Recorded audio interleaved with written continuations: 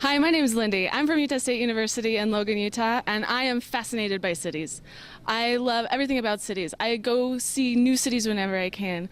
I'm also very interested in how cities interact with their environment. They're both a reflection of their environment that surrounds them, and they have a huge impact on that environment.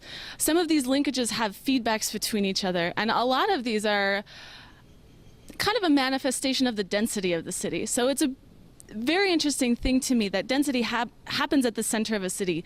And this is kind of a function of economics, because the more transactions that you can have in a place, the more people want to be there at that place, which gives it a higher value. It also draws more people. It becomes kind of a self-reinforcing cycle.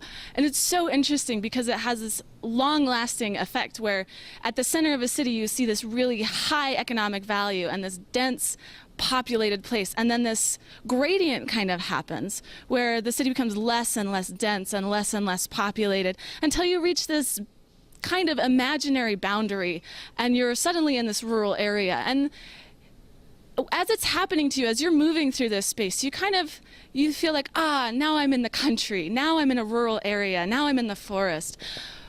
And so you have a tendency to think of these things as two different aspects. You think of the city and you think of a rural area. You don't see that these two are connected. My main argument is that this density that's created in a city is not distinct from a countryside. It's just a gradient that connects the two. And you can see different ways of managing these systems based on this gradient that are distinct from trying to manage it as a specific boundary line. So one example that I noticed as I was coming here to Cuernavaca, which is a beautiful place and I love it, we flew into Mexico City, and it kind of blew my mind. To see it from the air and then to experience it on the ground was just amazing. And it's a really important example because it encapsulates the whole idea that the population growth is so rapid that we're not sure how to accommodate it. So growth is beautiful, but it tends to be haphazard and we don't know what to do with it all the time. Another really important reason to manage some of these systems is to maintain our ecological function without disrupting connectivity of exterior systems. So this is where the gradient idea becomes extremely important, because there are a lot of examples of where you try to lock a function of a landscape so that no other use can be used on that patch of land. And this has a lot of unintended consequences. A really good example of this is Boulder, Colorado, where the city purchased a green belt around the area. So for 7 or 8 miles outside the city, you can't build anything. You can't build any city, you can't build a house, you can't build a building. Its only purpose is for agricultural use.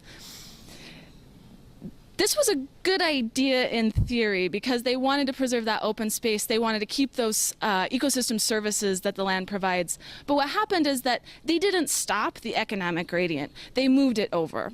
So effectually, they took their city boundary and moved it further down the road. This actually creates more problems with city density. They can't densify now because it's too expensive inside the city. And on the other hand, they've encroached further out into the natural system that they were trying to protect in the first place. This is just one of the many examples where management strategies seem really important, but you have to get a better picture of the scale that you're working at inside of the system that you want to manage for. And that's why I think that understanding this gradient is extremely important when you're trying to make management decisions for cities.